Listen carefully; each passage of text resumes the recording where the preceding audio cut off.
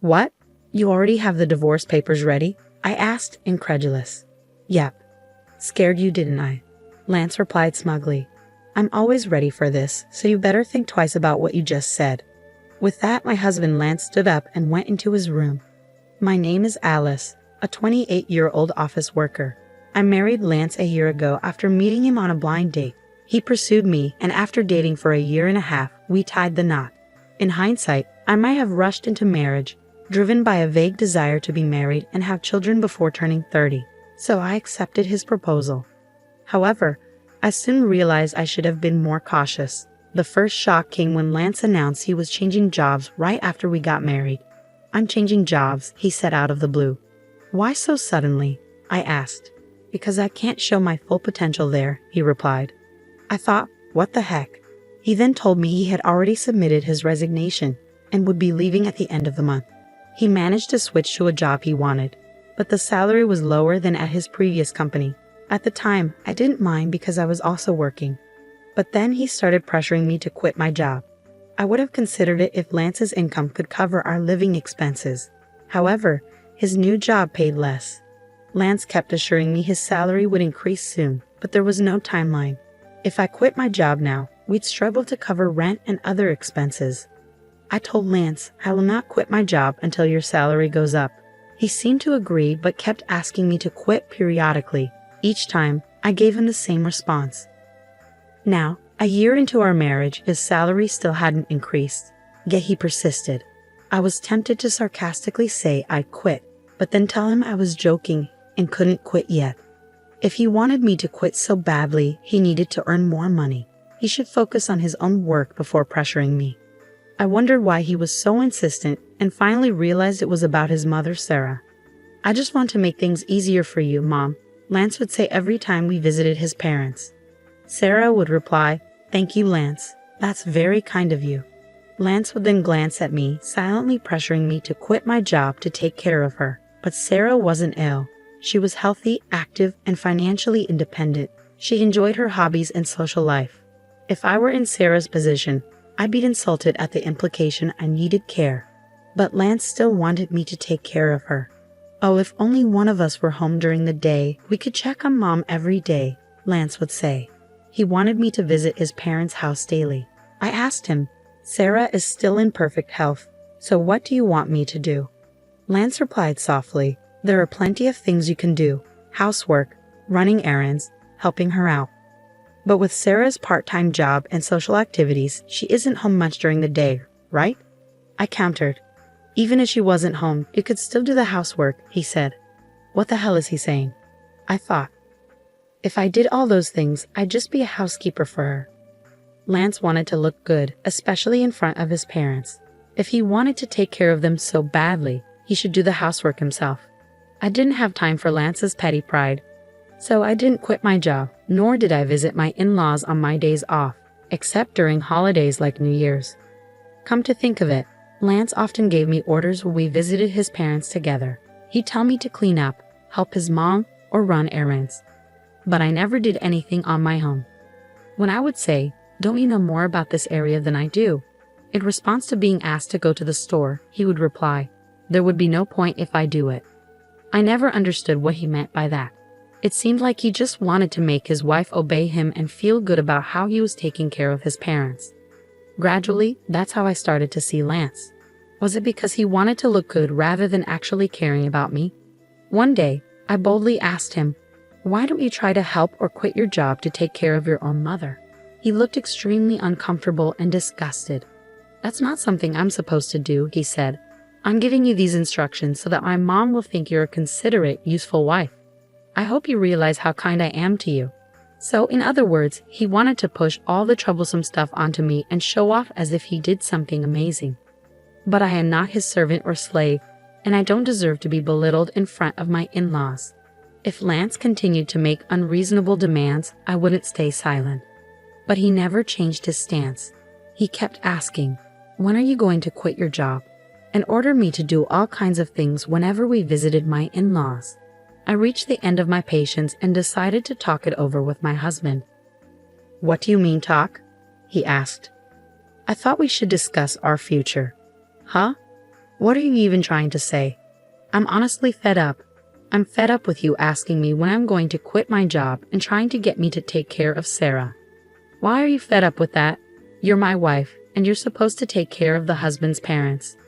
Don't you think that's a big burden for me? Isn't it your responsibility as her child to help with the housework and take care of your own parents? No way. It's the wife's duty to do so. Are you the kind of person who doesn't care about family? I'm really disappointed that you would say such a thing. Let me ask you this. How have you been taking care of my parents?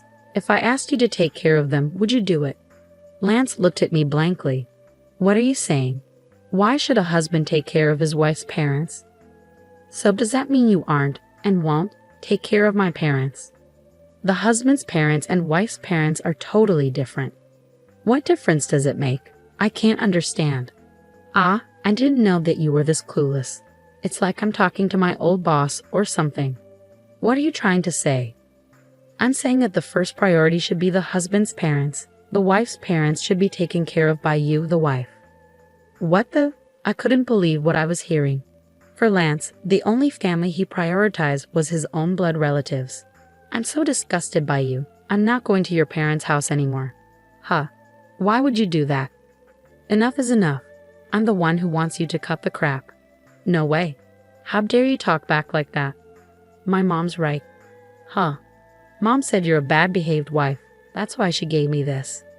Lance pulled out a piece of paper from his bag. It was divorce papers. What? You already had the divorce papers ready? I was surprised, but Lance looked proud of himself. How's that? I scared you, didn't I? Because I'm ready for this at any time, so you better cool down and reflect on what you just said. With that, Lance got up and went into his room. No way.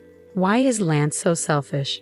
His triumphant look made it clear he was using the divorce papers to threaten me into obedience. The fact that Sarah had prepared the papers confirmed my suspicion.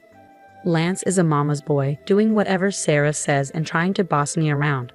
I won't let him get away with this. Our marriage was already over. His lack of common sense made me even more irritated. Lance had already filled out the divorce papers and handed them to me. The witness column was signed by Sarah and his friends, so I could sign and file the divorce papers anytime I wanted. The next day, after Lance left for work, I filled out the divorce papers and submitted them to the city office. I'd also filed a notice of non-acceptance of the marriage certificate. I called my parents and explained the situation, knowing Lance might try to refile the marriage certificate if he heard about the divorce.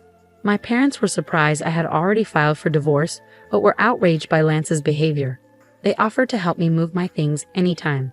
I took a paid leave and had my parents come over to move all my stuff while Lance was at work. I decided to stay at my parents' house for a while. For the first time in a long time, I felt comfortable. Lance never did any housework. I was the one cooking, cleaning, and doing laundry, and he wanted me to take care of his parents too. It was impossible. That night, Lance called. Hello? Hey, where are you right now? I'm at my parents' house. Huh? Why the hell would you go back to your parents' house without my permission? And there's none of your stuff here. Don't tell me that you're staying the night over there. I almost laughed out loud. He really thought I was just staying over when I had taken most of my belongings with me. I moved out of the house. I'm not going back. Huh? What the hell are you talking about? Come back here and make me some food. Please prepare it on your own, I said, and hung up. I couldn't even talk to him about filing for divorce if he was going to be like this. So I decided to wait for him to come here and blocked his number. A week later, Lance finally got impatient and came to my parents' house with his parents. All three of them had grim looks. I led them into the living room, facing each other 3 versus 3. How could you be like this? I can't believe you would be gone for such a long time without my permission. Well, that's because you tried to use me as if I was your housekeeper, right? All I asked you to do was to take care of my family. My in-laws looked grim as ever. Sarah was glaring at me. Don't you dare say things like that. You always twist the truth to suit your narrative. You just forced me to take care of things you don't want to do, don't you? I've told you many times that's not what I mean. What kind of wife are you when Lance is doing so much for you? Seeing Sarah speak ill of me, my father was trembling. I knew he would lose his temper if I didn't intervene. Before he could lose his temper, I repeated what Lance had said to me. Lance told me to stop working and help Sarah. saying it was my duty as his wife. But when it comes to my family, he pushed me to take care of them on my own. In the end, Lance just wants me to obey him, take care of his parents, and take credit for it. He's been saying things like how his parents are more important or that they are a priority over mine. Has Lance ever said such things in front of you? I asked Sarah. Sarah was still glaring at me, but my father-in-law, Robert, looked at Lance with a clueless expression. Apparently, Robert had not heard this story. Time to spill the tea.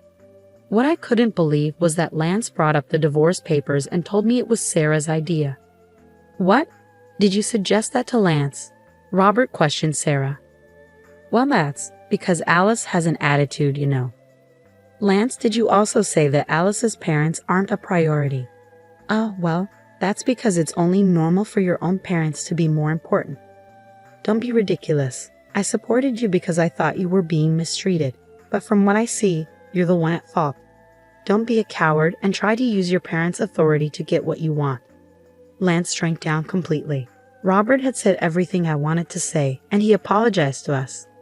To Alice and her parents, I am truly sorry for the trouble my stupid son has caused. I will strictly lecture him, so. Robert, you're not at fault at all, so please look up. And thank you for your kind words. But I still have one more thing to say. Lance asked, What do you mean? The divorce papers you gave me, I already filed them. We're not married anymore. What? No. Lance and Sarah both turned pale. Why did you do that without my permission? Lance demanded. You told me you could file them anytime you wanted, and you already filled out your part and had Sarah sign as a witness. All that was, did you abolish? For what? No. Lance glanced at Robert, who was fuming. You said you used them to threaten me. I added on Lance's behalf. How can you be so stupid? Robert struck Lance on the cheek. Sarah was shaken. I sincerely apologize that you had to see that. You were right to divorce this idiot. I'm truly sorry for how Lance destroyed your marriage. Saying that, Robert grabbed Lance by the neck and said, You both better apologize too, and made Lance and Sarah apologize as well. Then he left the house with them. I have to thank Robert later. He definitely saved my parents from losing their temper. Robert made sure that all of Lance's property went to me in exchange for no alimony. Since Lance couldn't go against Robert, I was entitled to all our savings and assets from our marriage. I had a higher income than him and ran the household, so it was fair.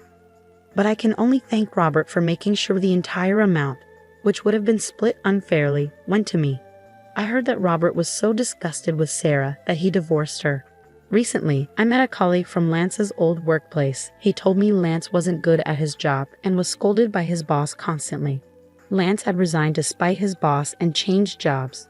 I had never heard this story before, and I was fed up with Lance. Lance had blamed everyone for his own lack of ability.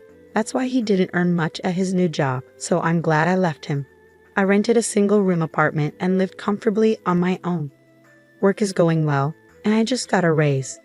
Since I don't want to be in a relationship for a while, I will focus on my job. Lance couldn't do his job because he cared too much about appearances. He maintained his dignity at home but nowhere else. He should have focused on improving his skills instead. Still, many husbands think divorce papers can be used as a threat. They think they are all that, but they're mistaken. I hope these people get divorced and move on to a life of loneliness. I'm glad Alice broke off their relationship. I hope she meets someone wonderful in the future. Thank you for watching until the end. Please subscribe to our channel.